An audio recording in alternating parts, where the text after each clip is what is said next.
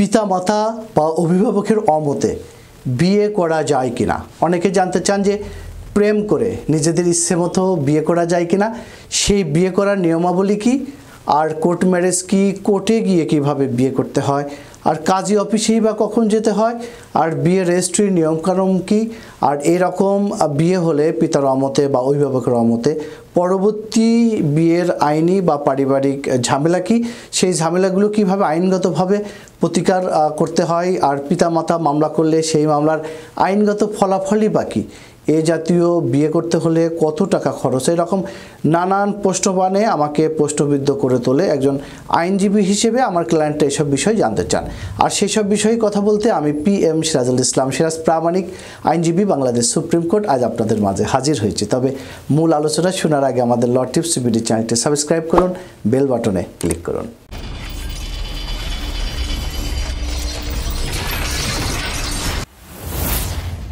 সাবালক সাবালিকা অর্থাৎ ছেলের বয়স 21 আর মেয়ের 18 বছর হলে তাদের এই একসঙ্গে বিয়ে করার সিদ্ধান্ত নেওয়ার আইনগত ক্ষমতা আছে। কোর্ট ম্যারেজ বলতে সাধারণত অভিভাবকের অমতে হলফনামার মাধ্যমে স্বামী স্ত্রীর মধ্যে বিয়ের ঘোষণা দেওয়ার যে প্রক্রিয়া, সেটাই হচ্ছে কোর্ট ম্যারেজ। এই হলফনামাটি বর্তমান 500 টাকা নন জুডিশিয়াল স্ট্যাম্পে লিখে নোটারি পাবলিক কিংবা প্রথম শ্রেণীর ম্যাজিস্ট্রেটের সামনে সম্পন্ন করা হয়ে থাকে।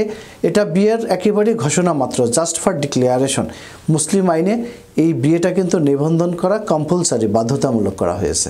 মনে রাখবেন, মুসলিম আইনে বিয়ে কিন্তু অবশ্যই কাজী অফিস থেকে রেজিস্ট্রি করে নিতে হবে, আর হিন্দু আইনে বিয়ে নিবন্ধন অর্থাৎ রেজিস্ট্রেশন ঐচ্ছিক করা হয়েছে, অপশনাল করা হয়েছে। করলেও করতে পারেন, না করলেও না করতে পারেন। সেই কারণে বিয়ের প্রথা মেনে হিন্দু আইন অনুযায়ী হলফনামা সম্পাদন করে নিলেই চলবে এবং এতে স্বামী স্ত্রী হিসেবে বসবাস করতে আইনগত কোনো বাধা নেই। আর ছেলের বয়স 21 এবং মেয়ের বয়স 18 যদি একদিনও কম থাকে, তাহলে বয়স গোপন করে বিয়ে করলে পিতামাতা কিন্তু ইচ্ছে করলে মামলা মোকদ্দমা দায়ের করতে পারবে। বিশেষ করে মেয়ে পক্ষের অভিভাবক ছেলের বিরুদ্ধে অপহরণের মামলা করতে পারেন। তবে মেয়েটি আদালতে গিয়ে যখন ম্যাজিস্ট্রেটের কাছে 22 ধারায় স্বেচ্ছায় বিয়ে করেছে মর্মে জবানবন্দি দিয়ে থাকেন সাধারণত। এটি ম্যাজিস্ট্রেটের চেম্বারে হয়, কাজেই মেয়েটির উপরে এই ক্ষেত্রে কেউ কোনো প্রভাব খাটাতে পারে না। এসব মিথ্যা মামলায় অপহরণ প্রমাণ করা মুশকিল হয়। কাজেই যুবক এবং যুবতী বা নারী পুরুষ স্বামী স্ত্রী হিসেবে একত্রে বসবাস করার জন্য অঙ্গীকারবদ্ধ হয়ে যে হলফনামা সম্পাদন করে থাকে, সেটাই আমাদের দেশে কোর্ট ম্যারেজ নামে পরিচিত। মনে রাখবেন, বল প্রয়োগে সম্মতি আদায় করে যে বিবাহটা করা হয়, সেই বিবাহটি কিন্তু বাতিল বলে গণ্য হবে। এই বিষয়ে আমাদের 21 DLR-এর 213 পৃষ্ঠায় একটি দারুণ সিদ্ধান্ত রয়েছে। আবার কাবিননামায় উভয় পক্ষের স্বাক্ষর ছাড়া মুসলিম বিয়েটা কিন্তু আইনসম্মত গণ্য করা যায় না বলে উচ্চ আদালতের সিদ্ধান্ত রয়েছে, যা 50 DLR-এর 181 পৃষ্ঠায় উল্লেখ রয়েছে।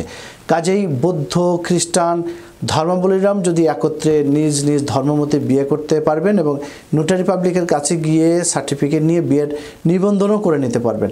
আবার স্ব ধর্ম অক্ষুণ্ণ রেখে হিন্দু, মুসলিম, বৌদ্ধ, খ্রিস্টান একে অপর বিশেষ বিবাহ আইনেও কিন্তু বিয়ে করতে পারেন। কাজেই বিয়ে সম্পর্কিত বিষয়ে যদি আপনাদের আরও কিছু জানার প্রয়োজন হয়, বিশেষ করে সকল ধর্মের বিয়ে রেজিস্ট্রি, হলফনামা সম্পাদন, তাহলে আমাদের সাথে যোগাযোগ করতে পারেন। ভিডিওর স্ক্রিনে mobile number, email, WhatsApp number দেওয়া আছে। আমরা উপযুক্ত সম্মানী প্রাপ্তির মাধ্যমে আপনাদেরকে আইনি সহায়তা দিয়ে থাকি। আজ এ পর্যন্তই। সবাই ভালো থাকবেন, সুস্থ থাকবেন। আমাদের চ্যানেলটিতে সাবস্ক্রাইব করতে ভুলবেন না।